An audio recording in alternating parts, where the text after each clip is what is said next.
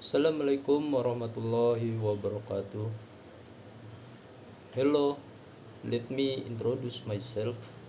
My name is Muhammad Yusuf, NPM 224-11002, Manajemen 22C.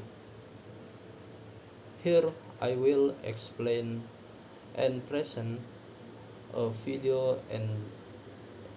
entitled Uji Hipotesis, mengungkap fakta dengan cerdik. Selamat datang di presentasi tentang uji hipotesis. Saya akan membahas pentingnya metode ini dalam penelitian dan juga mengenalkan tahap-tahap yang perlu Anda ketahui. Bisa dimulai. 1. Pengertian dan tujuan uji hipotesis. Uji hipotesis memiliki arti yaitu adalah metode statistik untuk mengambil keputusan berdasarkan data yang ada. Tujuan dari uji hipotesis adalah menguji klaim atau asumsi dengan menggunakan bukti yang kuat. Dengan uji hipotesis, kita dapat mengungkap fakta atau hubungan yang mungkin tersembunyi. Lalu di sini ada tahap-tahap uji hipotesis. Tahap-tahap ini: 1. Perumusan hipotesis. Di perumusan hipotesis yaitu menentukan hipotesis dari 0 atau H0 dan hipotesis alternatif atau H1 yang ingin kita uji. Lalu yang kedua, pemilihan metode uji. Pilihlah metode statistik yang sesuai untuk menganalisis data yang dikumpulkan. Ketiga, pengumpulan data. Pengumpulan data yaitu kumpulkan data yang relevan dengan penelitian yang dilakukan. Lalu yang keempat, perhitungan statistik. Di dalam perhitungan statistik yaitu kita akan lakukan perhitungan statistik yang diperlukan untuk menguji hipotesis. Dan yang terakhir, pengambilan keputusan. Berdasarkan analisis data, ambillah keputusan apakah hipotesis 0 dapat ditolak atau tidak. Selanjutnya, metode uji hipotesis yang umum digunakan. 1. Uji T atau T-test. Mengukur perbedaan rata-rata antara dua kelompok data. Seperti apa yang dilihat pada gambar tersebut. Dan yang kedua, uji chi-square, yaitu mengidentifikasi hubungan antara dua variabel kategorikal. Seperti gambar yang kedua itu ada rumus dari uji chi-square, yaitu x kuadrat sama dengan sigma 0 dikurang e kuadrat dibagi e. Seperti itu rumusnya. Lalu yang terakhir, uji ANOVA, mengukur perbedaan rata-rata antara lebih dari dua kelompok data. Selanjutnya di sini ada kesalahan dalam uji hipotesis.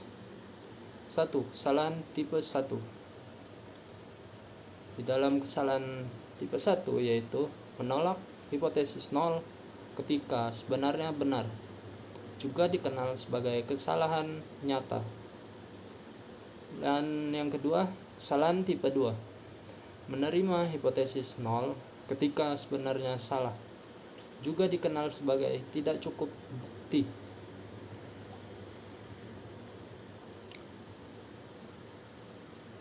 Lalu di sini ada penggunaan uji hipotesis dalam penelitian. Di dalam uji hipotesis dalam penelitian ada 4, yaitu yang pertama penelitian kesehatan, mengukur efektivitas suatu obat atau terapi dalam pengobatan penyakit. Ya, seperti pengukuran seperti contohnya ya untuk penyakit itu. Lalu yang kedua, sosiologi. Melakukan analisis perubahan perilaku sosial dan faktor-faktor yang mempengaruhinya. Ketiga, ekonomi.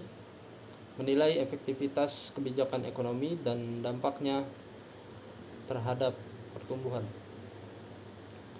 Dan yang keempat, pendidikan. Mengukur dampak dari penerapan metode pembelajaran baru terhadap hasil belajar siswa.